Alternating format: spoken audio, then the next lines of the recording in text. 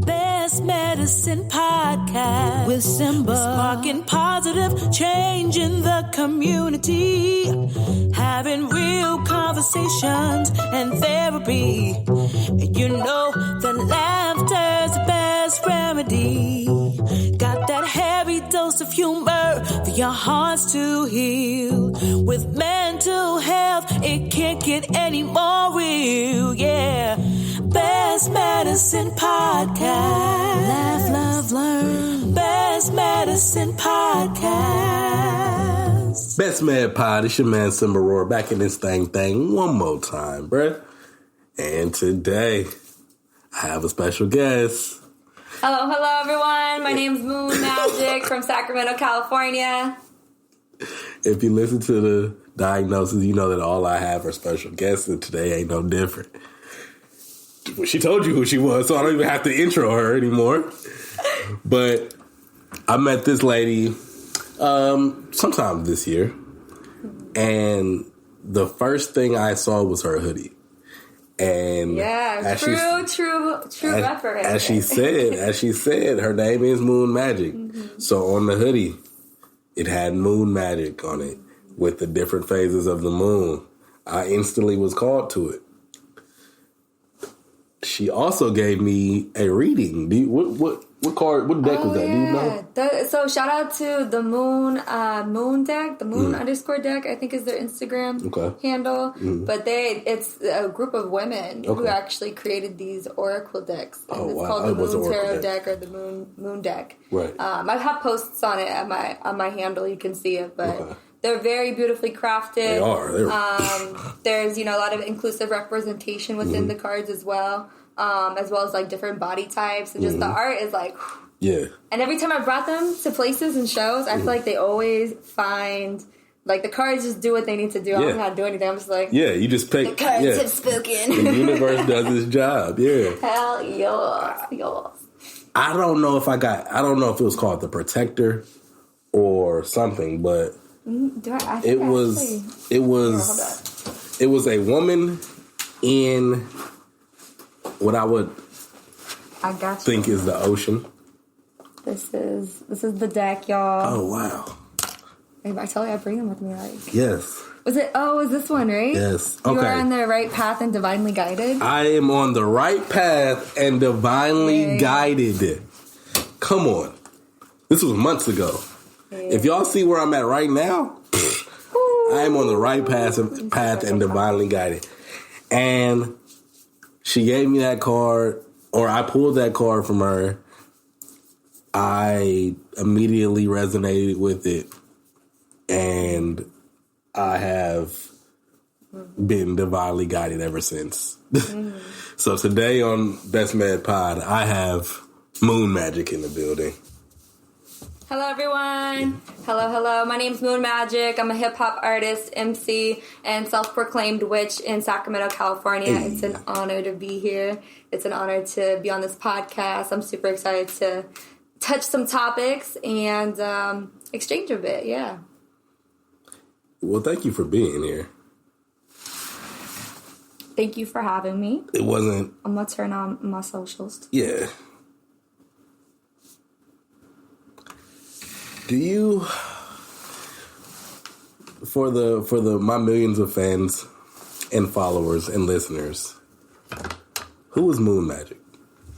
Who is Moon Magic? Ooh, okay, y'all. Moon Magic. So, I dropped that. Moon Magic is dropping shit, y'all.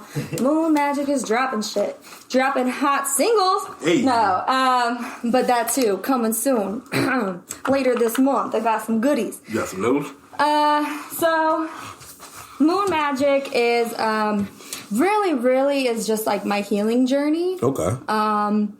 It started, so for me, I grew up as somebody who kind of went through a lot of like childhood abuse and sexual trauma. Okay. And, we were talking a little bit earlier offline about like, how people treat women and kind of their attitudes towards women. I grew up in a very male-dominated household. All brothers. Like my dad has like 5 uncles, no sisters. My mom has 4 or 5 brothers. So on both sides, they have like 4 or 5 brothers and no sisters. Wow. So it's a lot of male energy. Are you the baby? Around. I'm the third. Okay. I'm the third child. Out of how many? Out of 4. Oh, okay. So 1 younger brother, 3 older brothers. My cousins lived at my house for a little bit of time. So, but in general, you know, moon magic, like moon is really about our shadows and like a lot of different folklore or like symbology. It usually represents our shadows and shadow work. And so I think for me, like, I started kind of embarking on my own shadow journey. I had a roommate in college. Her name is Bernadette, and she was kind of going through her own stuff. She was a spoken word artist, a very amazing and phenomenal spoken word artist. Shout out to her. And she started speaking kind of on her experience. And it was just really like hearing someone put some of those things into words for the first time was like mind blowing to me at the time.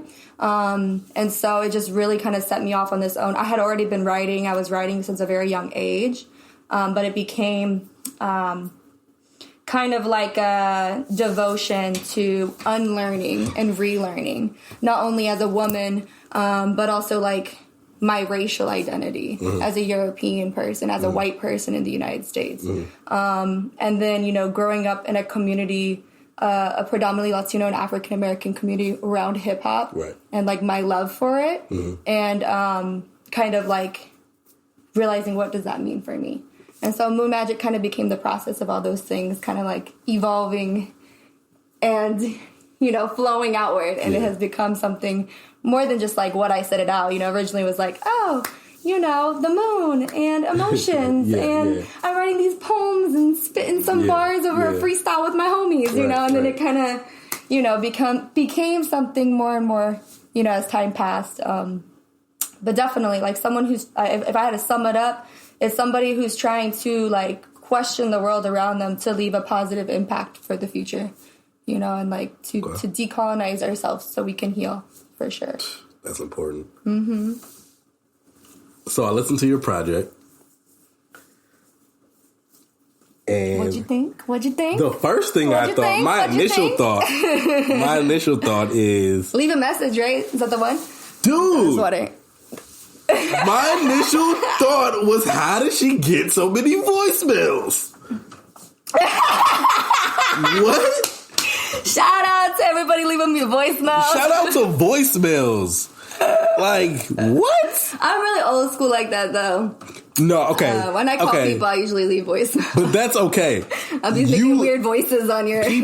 People leaving you voicemails is different than you being old school and leaving voicemail. Yeah. The fact that people are leaving you voicemail, like multiple people at that, it's wild to me. I'm like, what? I want a voicemail. All right, I'll make sure that you don't answer when I call you. Yeah, somebody call me and leave me a voicemail, dude. Because I want a voicemail. I only get voicemails when, like, girls are mad at me. Oh, you get that kind of... I get those voicemails. Nobody wants that. Hey, Simba, I've called you 37 times today. Yeah, you're about to get the fury. I don't want to hear that. I don't ever get a good voicemail like, that's hella funny. Hey, I'm watching you. That would be dope. If somebody was like, hey, I see you right now. What are you doing? Like, I want those type of... I want creepy voicemails. Yes. Everyone, you're hearing this? Yeah. Your birthday's coming up in June. Yeah. Leave me a message and call my phone, and I will not answer. And just leave me a creepy voicemail. You guys have my number. Okay. So aside from the voicemails, any other thoughts on the project? I wanted more. Because it's what, 4 songs? Yeah, it's an EP. An EP. Okay, that makes sense. But it was an EP, and it was actually kind of like I would say like the shadow of Visions 2020, which was a project I dropped a couple months earlier. And at that time that I wrote that project, I was talking about working in schools. Right. And so I was still working in the school system. And so I had a lot of kids that I was around. You know, I was in the school system during the Trump becoming president time and just like seeing how that affected the mental health of students and the mental health of everyone. That album was kind of like my hopes for something, you know, and then leave a message is kind of like, but that balance, you know, these real internal things that we go through, you know what I mean? But yeah, okay, so you want more? Yeah. Which is coming, y'all, more is coming. And I like the fact that you keep saying shadow, because we have to do shadow work. We have to go into the darkness in order to come out with the light. Yeah. And it's the shadow work that we forget. Because we like to say, oh, I'm all love and light. I'm all love and light. You are love and light, but you're also darkness as well. Yeah. Maintaining that balance. And how do you if you never clean out your closet, are you really healed? Are you really? That's some real questions, fam. Like, real questions. Are you really healed if you never do your work? Yeah. You might have these traumas, but there's stuff that you've repressed. Yeah. There's things that you have forgotten about and have completely just repressed, and none of that is working for you. But you have this notion that you're glowing. But no, we can still see. I can still see the grime on you. Like, I don't care how bright you say that you are. I can still see the grime on you. When I can see that you're treating people improperly, I see that that's not them. It's a representation of you. Yeah. It's something in you that's messed up. And that's the, weird thing with social media and, because on social media, people want you to, be positive all the time or to, I don't want to hear any of that sad shit no more. That type of stuff from people who go on the other side who are all, just, post how they're feeling. Right. Then there's people who just, disengage. There have been even cases where people, who have, really been in severe mental health issues and, have also talked about those things online and have been ignored because people don't want to hear the negative either. Right. So, yeah, it's a real interesting dynamic. And so Leave a Message for me was just kind of, giving people a glimpse into what that because a lot of it is a conversation really with myself. Right. And these internal struggles and battles and thoughts that we have and to speak a little bit on them because I think it's important to have these kind of conversations or to kind of have this dialogue that's open because mental health is a huge issue and there's a lot of deeper layers that are tied into that. Right. We use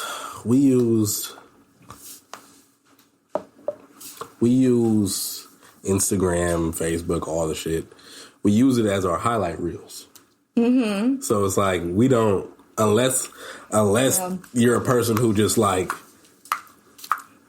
talks about how sad you are all the time. Yeah. You don't really talk about how you're really feeling on social media. Especially Instagram. Yeah. Instagram in particular is one that's known for being a very, what's that word? What's the word called for when you're just based on aesthetic? That's the word I was looking for. Aesthetic, it's all about the aesthetic. Yeah, it's the look. It's the look of it all. Yeah. Definitely. Yeah, that turns you into someone who's not real. That turns you into someone who is I can't rock with this person. Yeah. Because they've never shown me who they really were. Yeah. It's all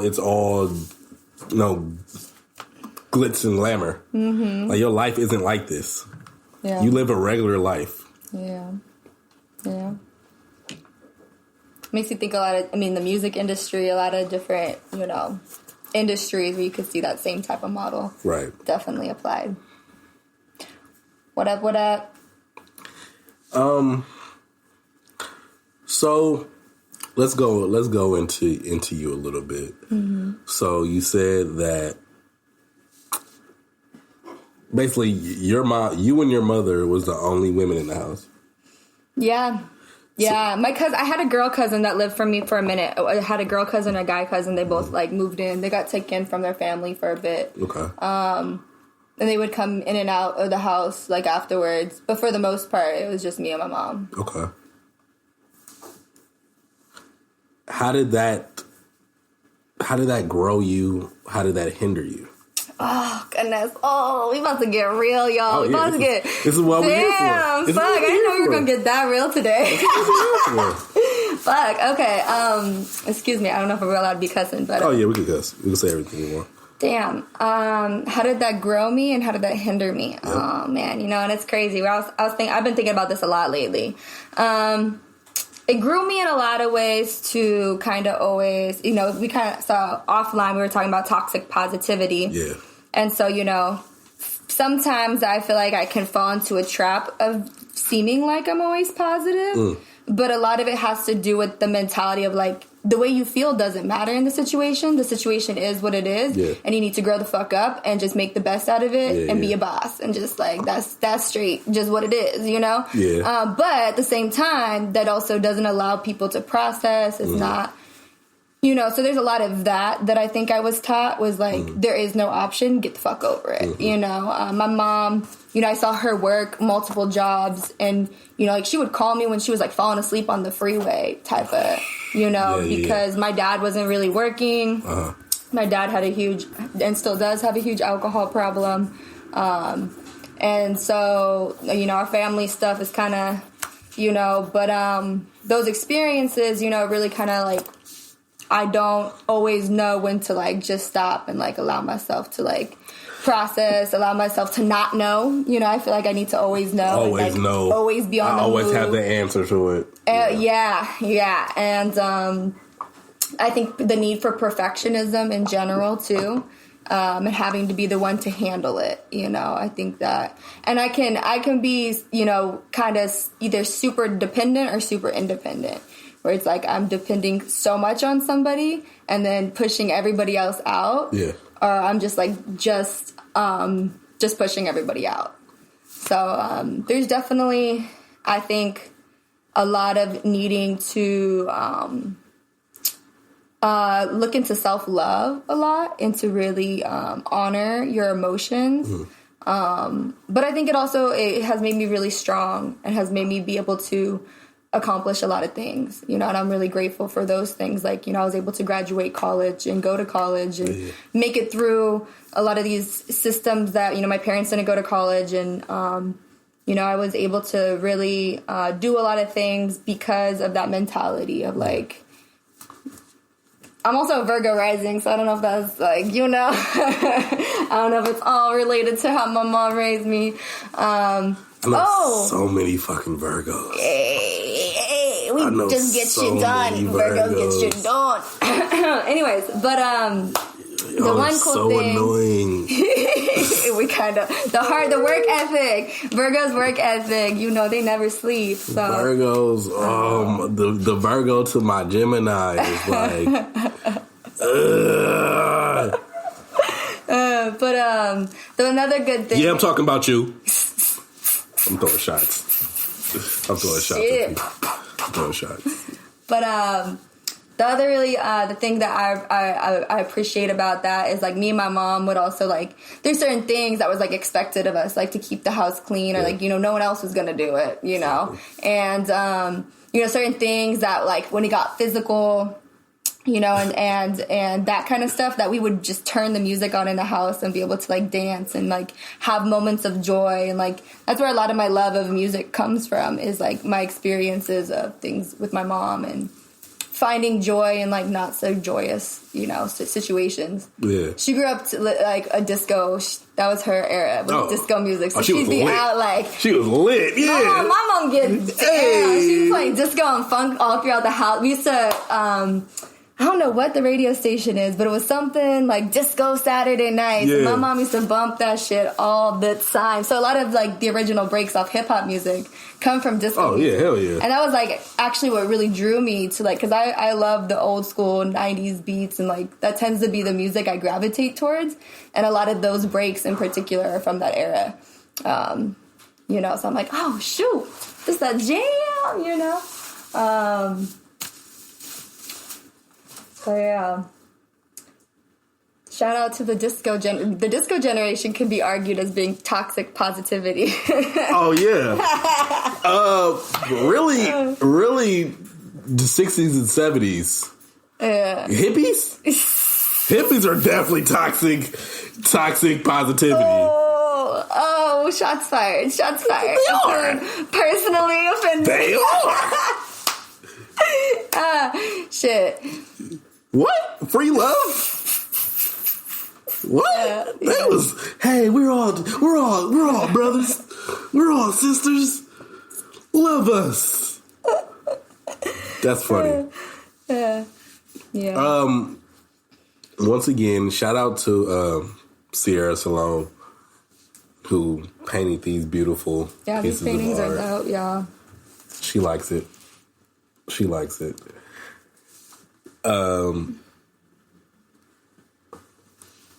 In growing up now and then becoming an adult and being on your journey,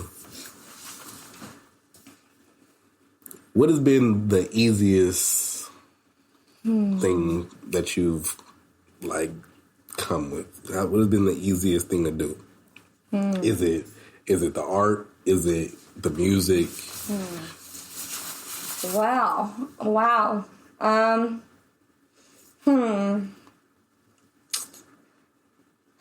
That's a really, really tough question. I know. I asked the hard-hitting questions at Best Man Pod. Yeah, you asked some really good questions. It makes me really think. I know as an artist and just in general, right, we can have a self perspective of poor me, or just analyzing all the things we go through, the hustle, the struggle, the nights of financial insecurity, of not eating, right? Being on food stamps. For reals though, that's my life. That's the best time of my life. Best time of my life. I got off of them and I was like, I have to pay for food? What is this? What? Right? I have to pay for food? Right. Shit. But I hate paying for food. But that's also the best thing is being able to really take a risk on yourself. Yeah. And, I don't know what that means. I don't know what that means all the time. Yeah. But, to at least try and to, especially where we are in our culture right now, I feel and a lot of the topics I want to speak on, I don't know what that means. Yeah. And I'm not going to know what that means, but I'm so thankful that I get the opportunity to even do that work and try to look at it that way.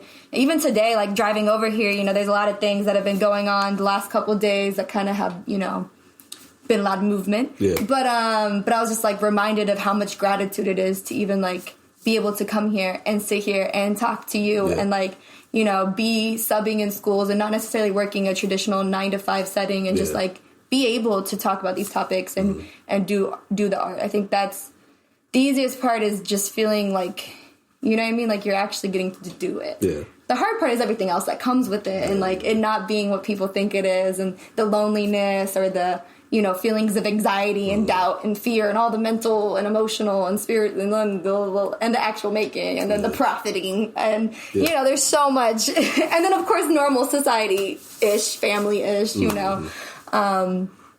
but yeah, I think that's just being able to just do it. That's the best part. Yeah. It's not, I don't know if easy, I don't know if that really answered the question, but it does. So, where in the school spectrum are you? Are you high school, middle school, elementary school? So I did a teacher program, and so that's what I did right after school, because I was in a weird transition. Trump had just became president. I didn't know what the fuck I was doing. I had just started talking about my trauma for the first, I've written poems and had rhymes and little books and stories, and my first shout out to my best friend Nancy in 5th grade. We wrote a book called The Shooting Stars. That was our band, and we rewrote to Selena's Dreaming of You. We made our own version to that track. That's an epic. But I didn't never actually shared it, or and going through that experience of speaking life to it with my roommate in college for the first time, really opened some shit that I wasn't really ready for. I was like, oh, damn, we about to go on a whole new adventure. And it really flipped a lot in my world and took me a long time to, like, come out of, like, you know, we're talking about mental health, like, the depression and feelings of anxiety and just a lot of that kind of stuff. So I jumped on this teacher program, which actually is what moved me to Sacramento.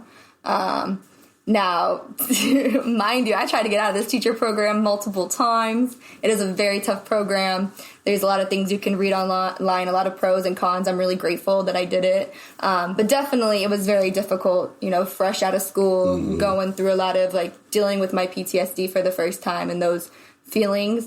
You know, I was writing so much about it, starting to perform about it. And, you know, being in a new city and being on my own. But I got my teacher credentials. So to answer your actual question, I taught. All of this is the answer. I know. All this was the answer. All of this is the answer. But I taught 6th grade for 3 years. Cool. And through that program, got my credentials in elementary school 1. So I still currently sub. Been doing work for Hip Hop for Change. Shout out to them up here in the Bay Area. I love everybody at Hip Hop for Change. Yeah, they all just dope people. Shout out to Unlearn. Shout out to Little MC. You know, they do dope work in the community with the kiddos. Yeah. And a lot of kind of programs you were talking about earlier offline. I'm sure we know, like, some of the same people. Yeah. Especially if you did Hip Hop for Change or you rock. Yeah. They dope for sure. Was Jane? Yeah, I just met her. Yeah. Okay. I met her at they performed with Little MC at a show. Ciroc performed out there too. Okay. It was the time before the last time that I saw Ciroc. It was at the Gilman. Okay. Which the Gilman that was my first time at the Gilman. I tried to go before, so I tried to go before like a year earlier, but I got like massive food poisoning that day. I was like in the car, just like, like I let my friends go inside. I was like, Travis, you go have fun. And you were the outside? Show. Yeah, because I couldn't, like we got there for the show and I was going to go inside and then I couldn't even. I was like, no, I'm out. But that's the worst. But yeah, they performed with Little MC there, and I met them for the first time. We chatted up. Shout out to them. Jane is super duper. No, she's really dope. Yeah. She's really badass dope. MC. I heard about actually ROTC, the Boom Boom Room. Went there for the first time through them. The MC of me is like, that's the realish there. Yeah, Hip Hop for Change is shout out to Hip Hop for Change, just being who you are, period, because that is necessary. Yeah. Because I always saw them, like, in front of my job, and I was like, you guys are doing this every single day? But I didn't, you know. Yeah, there's people who canvass on their behalf. Yeah. There's people who work in the schools on their behalf through the programs that they have set up. There's also people who organize events. Yeah. Like the first time I saw Ciroc, oh my goodness. So that was the first time I actually saw her live, was at a show Hip Hop for Change put back a couple years back. Might have been like 2018 or something like that. And it was a dope, like, intersectional women in hip hop event. That's dope. And the panel, like, talked about, you know, like, the role of white women in hip hop. Like, what does that look like? Like, intersectionality in general. Like, the voice of women in hip hop and what women in hip hop go through. And it was a dope panel to be part of. And then Ciroc performed. And Aaliyah Sharif. Shout out to Aaliyah Sharif. She's a hella dope MC. Shout out to her. I believe she's originally from Sacramento. I know she lived there for some time. And she's out here in the Bay Area now. Okay. Yeah. I thought they were scamming. When you first saw them, Straight up, I thought they were scamming. I thought they were scamming until I really, like, figured it out or like did my research. Yeah. Because I just assume it's two things. It's two people I don't trust: people who talk on the internet and people with clipboards. Okay. I'm making a mental note over here. So if you don't talk to me on the internet and don't have a clipboard in your head when you talk to me. Yeah. Because I'm not going to believe you or trust you. That's how I say. Let me write that down on my clipboard. Yeah, my clipboard. Yeah, my trusty little clipboard over here, right? That's funny. That's funny as fuck. But yeah, I thought, because when you're outside of a place every single day, like asking for donations, I just assume that you're scamming. Oh, is that what I don't even know what the canvassers do. I'm not too much on that part. I mean, I'm not saying that's what they do, but visually, that's what you see. It's like you just see another person. It could be anybody. Like, I think those little kids who, I think Girl Scouts are scamming. I think Girl Scouts are the biggest scam in the world. See the little girl. You want to buy a Girl Scout? No. I don't. Yeah. Your cookies are delicious. But no, I think you're scamming. What's your favorite? What are those caramel ones? With coconut? What are they called? Oh, I have no The idea. purple box. That's my favorite. I hate coconut. Oh, what? Yeah. I like the tagalongs. I also like the s'mores. Okay. But the Girl Scouts are the biggest scam in the world. I don't trust them. Yeah, I don't trust them at all. Note to self. Got it. No Girl Scout. I saw them last week and I was like, nah, can't. I can't be going up to Girl Scouts when I'm like hot. I mean, that's the perfect time too. Children. That's the perfect time. But yeah, their organization's dope. They, they don't even, like, schools who also can't have money necessarily for after-school programs where they teach hip-hop to kids, and they also try to, bring awareness about, like, the history of hip-hop. A lot of that that's always within what they do is, like, teaching where it comes from, it being a place from African-American culture in the Bronx and Puerto Rican culture and just, like, the people who are kind of, like, the founding of it and, just like the things we see in media too today, and where it's kind of they try to bring a little bit of awareness of the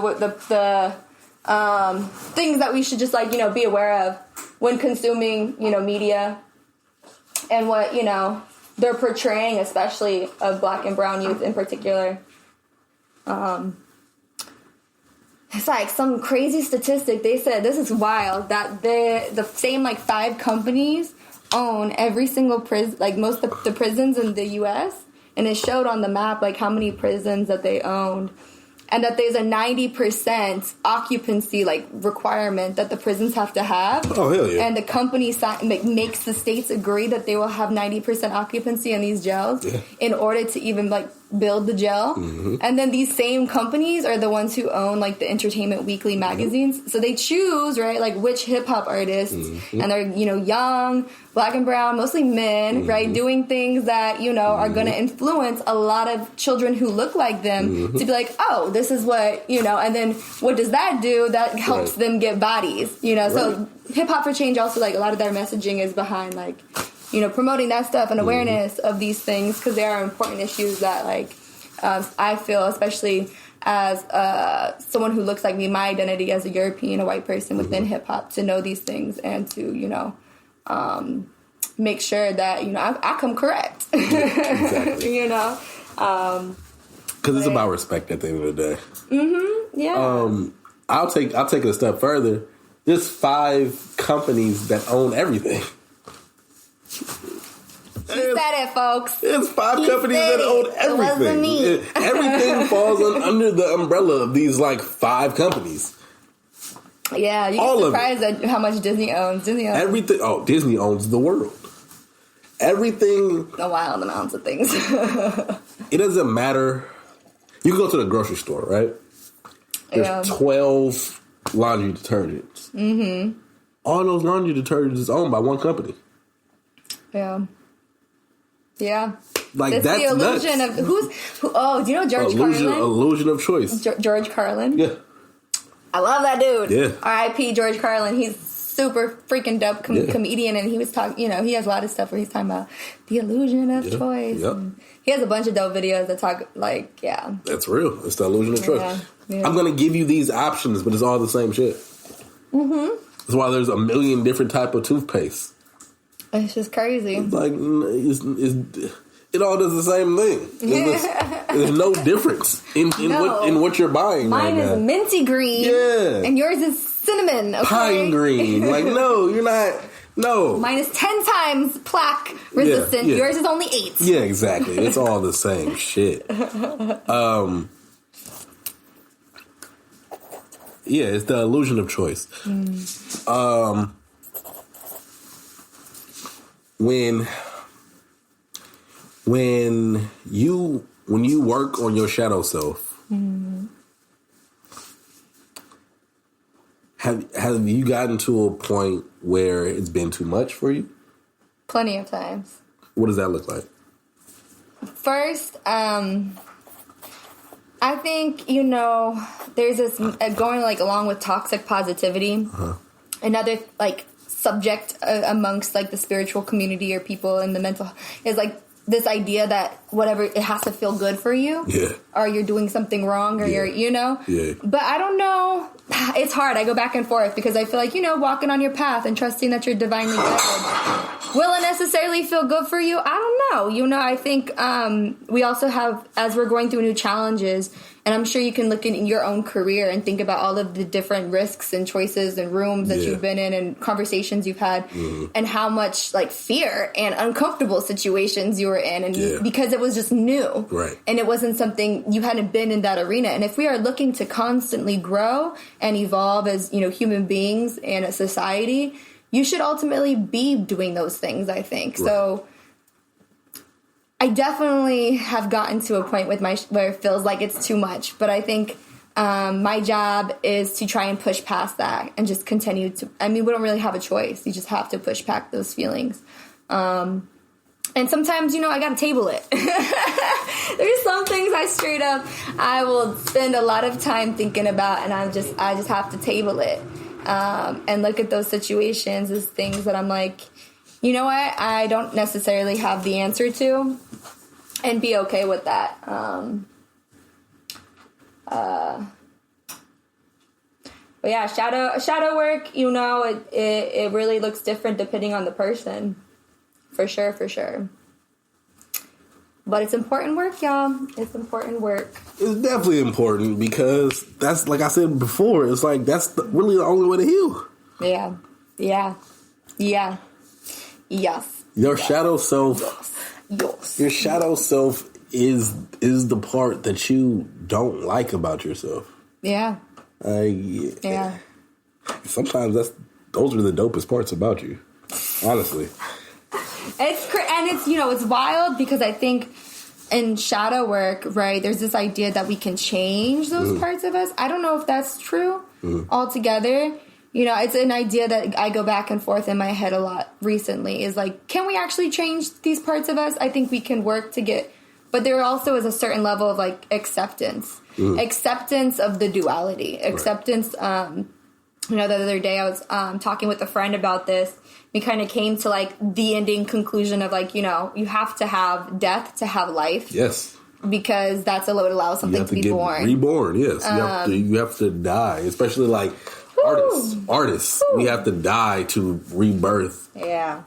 And so it's like kind of willingly going through that process over and over again. That's what I feel like a lot of shadow work is, and just being okay with it being that process. And but yeah, I definitely can feel like a lot, and I think that's why like an important mental health and just like it's a practice and remembering that it's a practice and figuring out like what does that look like for you, because I think everybody's lifestyles and resources and abilities to work on that is very different depending on what type of job you have, depending on what family situation you're in, just trying to figure out what that looks like for you, and just carving out that time and then being okay with that not looking perfect, and being like, because, there's years, this is years. I think I really started diving deep, like right around that 2016, 2017. Yeah. And I think especially for white folks in the U.S., and, I can only speak from my own experience, and maybe not all white folks, but I feel like there's a lot of our shadow work comes hand in hand with being white in the United States. And like, what does that look like, right? How do you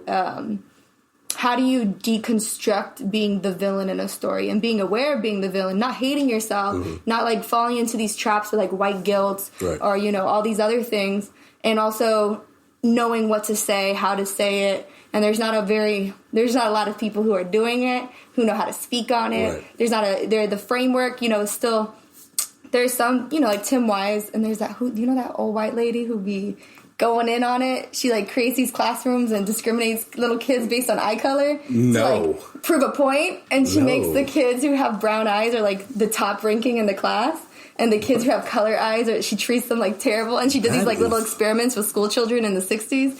She's crazy, this lady. But, like, dope crazy, you know what I mean? Just, like, really radical. That is funny. Really radical lady trying to show, because she worked predominantly in white, like, suburban areas. Okay. To try to show them, like, what that feels like. Okay. So she'd give them special privileges. Like, you know, so if you have brown eyes, like, you know, you get to come into the classroom first. You know, things like that. Like, and you, just to kind of get those kids to kind of realize what that might be like. She got a huge backlash from it. Of course. But, you know, my point being is there's far less people who are doing But your that work. grandparents did the same thing.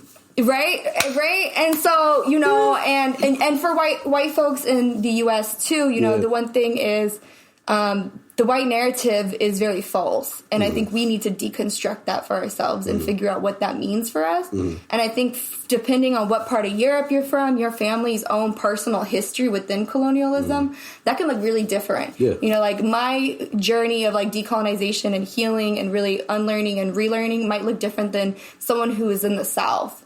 You know, and it might look very different than someone who's in, you know, the East Coast. Yeah. Depending on where. Not all white people had slaves. Right. There's a lot of like people who came over as indentured servants. Exactly. There's a lot of people who came over as political refugees who are like seeking, actually, they were being enslaved by other Europeans. Right. And then there are people who came and owned slaves and were, you know, and I think every white person needs to know that didn't have slaves. And so, but it's like, yo, we're robbing y'all. There's also white people that did that. Like, yeah. And I think, you know, in the U.S., we have one idea of what it means to be a white person and what that narrative looks like. And so I think it's for us, like, deconstructing that and learning to love ourselves and, like, make peace with the ancestors that maybe, you know, we got some questions for. And connect with the ones who, like, you know, especially for a lot of, you know, pre-Roman indigenous Europeans were all very much pagan. Their lives are very similar to any, like, indigenous culture. And that got, you know, the same, it's like that hurt people thing. You know, the Roman church came over, colonized all of Europe, and then we're all kind of the aftermath of that continued. And so a lot of that, for me, and the shadow work, and I can only, again, speak about my personal experience, has been kind of deconstructing that so that I don't, you know, hurt the people around me due to residual, undue, you know, turmoil inside.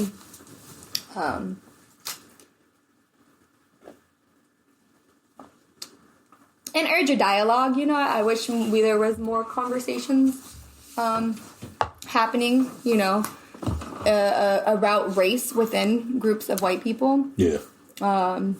And, you know, just talking about it. Positive conversations, like not, Right. I mean, like conversations about us talking about what it means to be white. You know, because these conversations happen all the time between mixed identities of people in communities of color. But when you go into white communities, the only time we talk about race is usually in a discriminatory way. We don't actually talk about, like, what does it mean to be white? What is our culture? What is our history? Like, you know, and just, like, breaking those things down.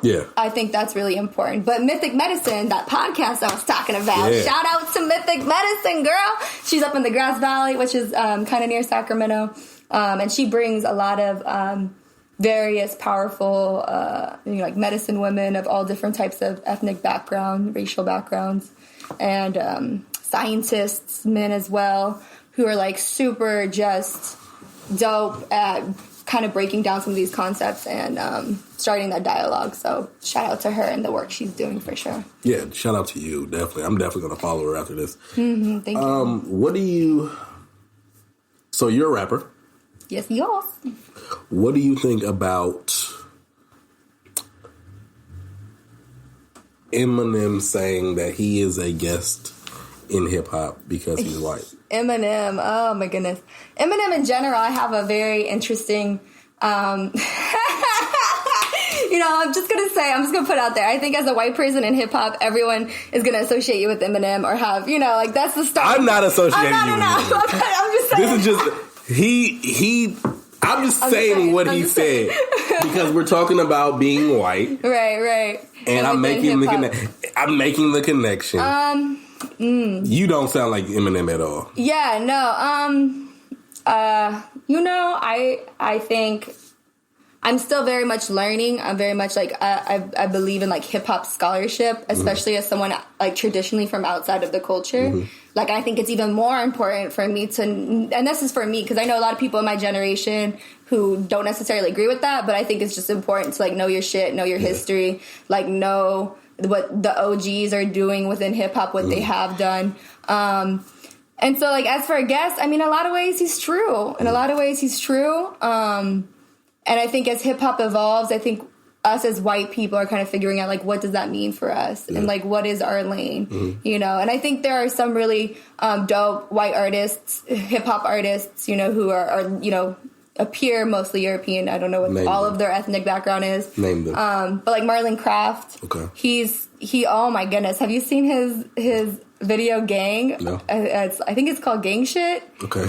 I can't remember it's a gang something, but it's like, it's crazy. The concept is basically like he raps as somebody who is a police officer, someone who is a member of the KKK, and then someone who is a black man in jail, and like walks you through their perspectives. And it's like at the end of the day, you know, we all did the same thing. We're just riding out for our gang, but mine got me in jail, and you's got you in bed, you know, fucking your wife, you know, type of thing. And the way he does it, the imagery of it, and the song's just like, I'm just riding for my gang. You know, you can bump that shit. You're like, damn, fuck, this shit's deep. So he's one. He also did a song called Doing the Work, and it just straight up talked about like what the work is. Like, I don't want to do the work. I don't want to fucking eat plant-based bullshit. I don't want to give a fuck about your vegan diet. I don't want to give a fuck about, you know, walk further for this. Like, I want my, you know, just kind of that mentality I think that a lot of white society has in general, and Western society as a whole, you know. Blimes Brixton, she's also another dope artist who I feel like in her, you know, personal social media and just in life, she talks and, you know, gives life to some of those things. She's also like, you know, there's a lot of intersectionality, like her being someone who identifies with the LGBTQ community. And me and myself as someone who like I'm queer and people like see me not the same because I don't dress as girly or just, you know, there's like there's layers to those identities as well, depending on like who more things about you, you know, that people put value to, which none of it really should have value like that. But those are two artists, you know, they definitely don't have the mainstream appeal that they should get. But, you know, Marlon Craft went on tour with Brother Ali. Brother Ali's another one. He has this song that says, they told you were white. And literally talks about, like, how white people were sold the idea of whiteness. And my dad's family, who came a lot later and came from what they call, like, the dark ethnic part of Europe, like the Slavics, the slaves of Europe, like, they definitely fall in that category of, like, they're very bitter because they got sold to this idea of whiteness, but yet they're poor. They're, like, the poorest Trump supporting, not all of them, but, you know, they tend to be on that more spectrum. And it's just like, it's kind of funny because they were sold this idea and they didn't get, so then they blame, you know, the people of color around them, all these things. And so there are definitely people who are doing because white isn't an ethnicity. It's not. It's not. You weren't born white. You were born European. Like, you're not. You know, you're not. And even like European before that, you know, before the Catholic Church and all that, you know, they were Celtic, they were Slavic, they were Germanic, they were these tribes that were kind of forced to all convert and become these Western civilizations with a lot of things tied to religion. Oh yeah, which you know, that's a whole other. That's on the hour that of is podcast. A different pod, man.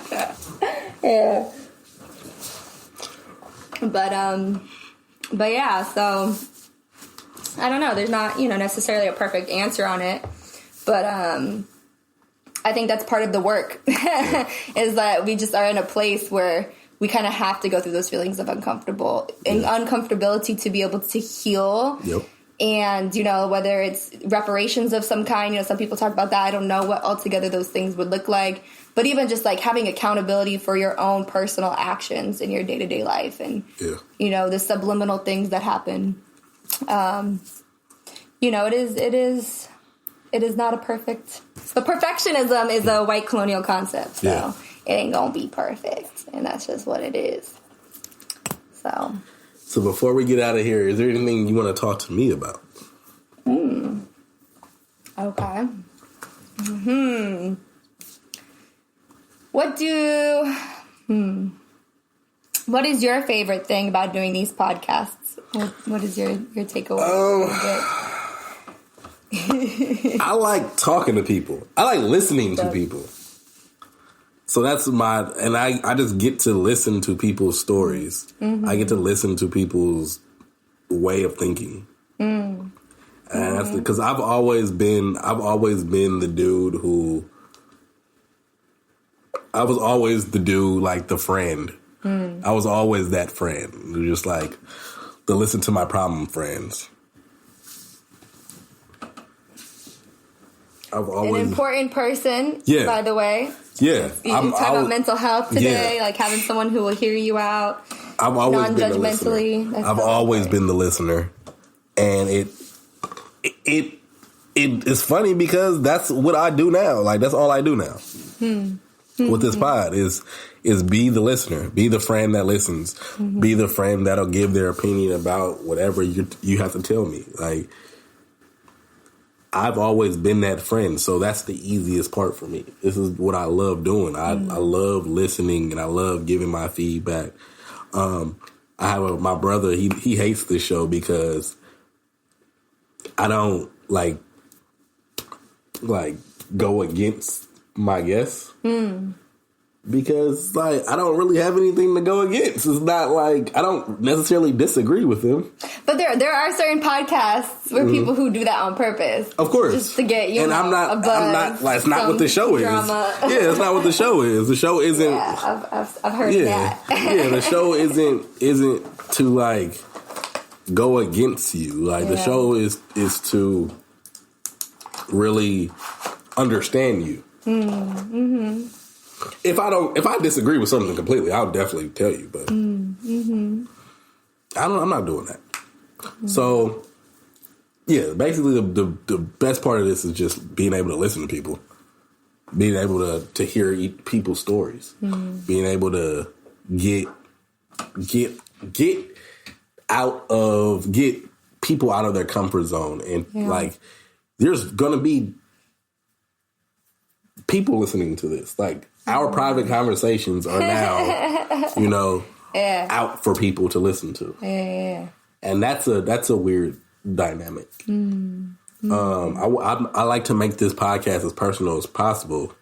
The two pillars I hold dear to me is honesty and vulnerability. I say if you can't do those two, if you can't give me those two, I don't want you on the show. Because that's the most important part.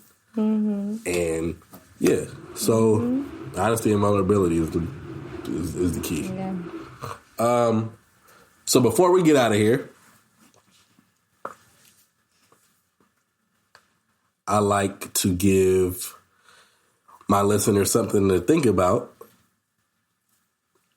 until they hear my voice again. Okay. So this segment is called Diagnosis.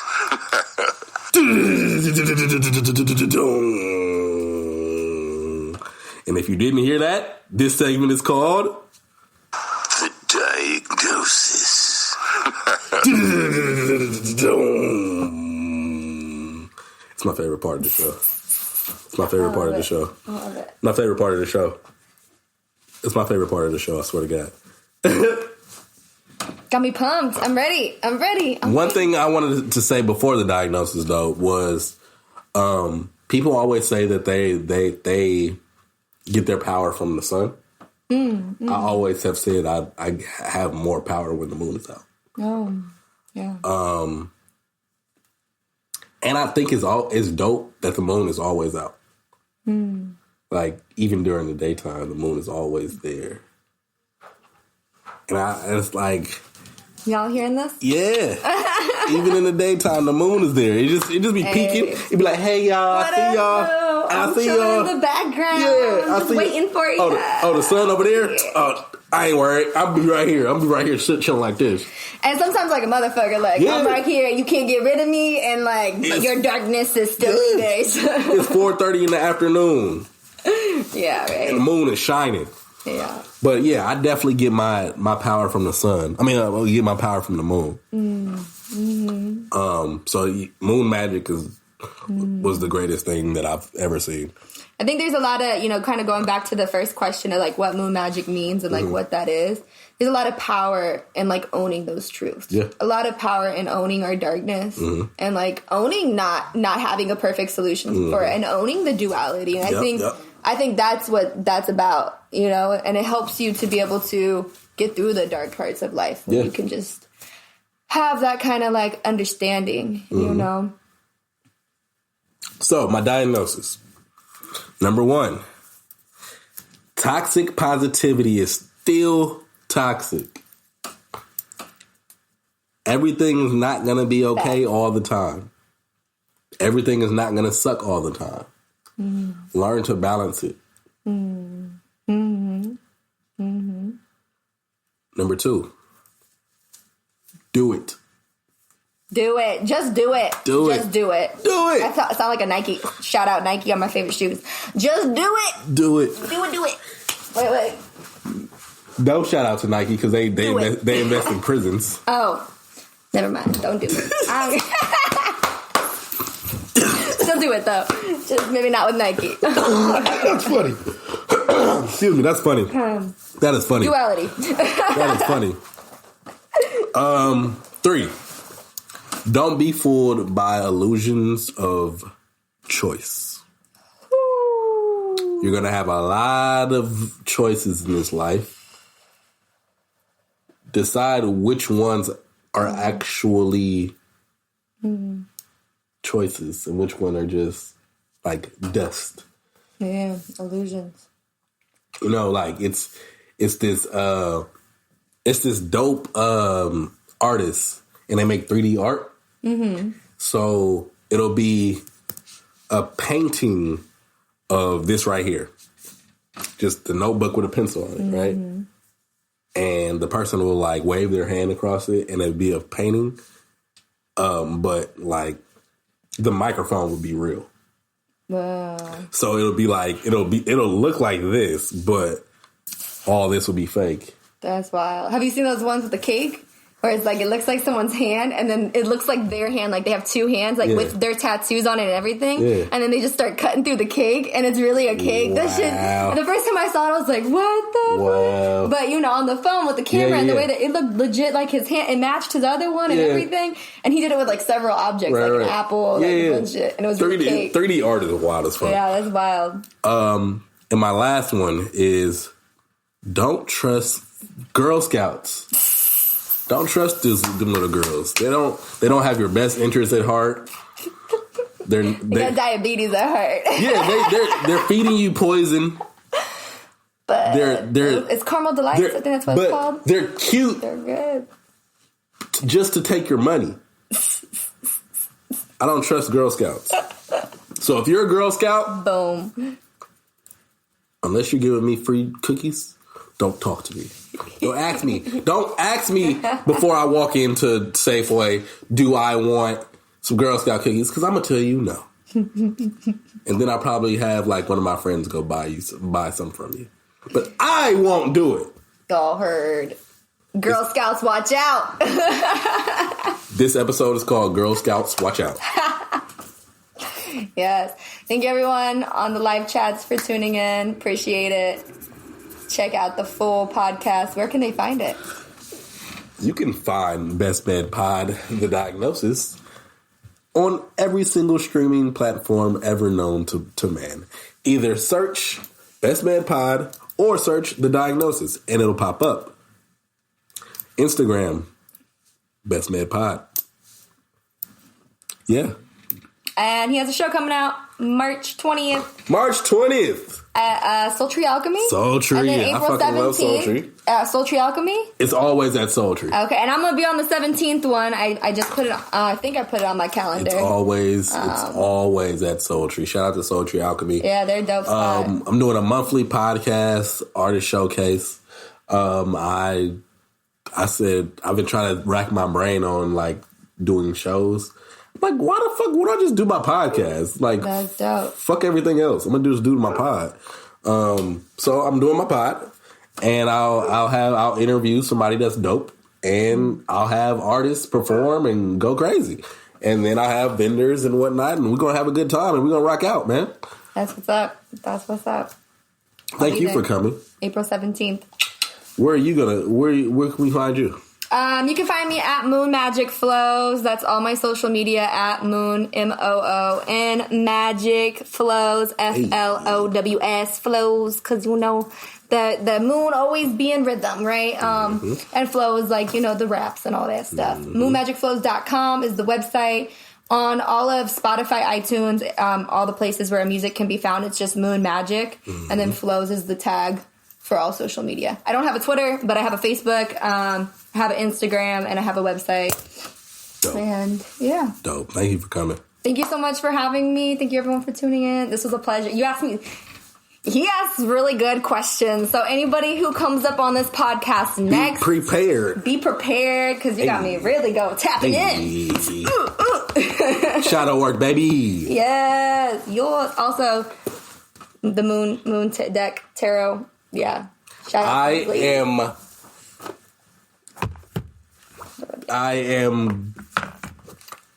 I am on the right path and divinely guided. I'm on the right path and divinely guided. I am on the right path and divinely guided. Yo, you heard. Shout out to the Oracle deck. Best Man Pod, it's your man Simba Roar back in this thing one more time, bruh. And we out. Peace. Peace.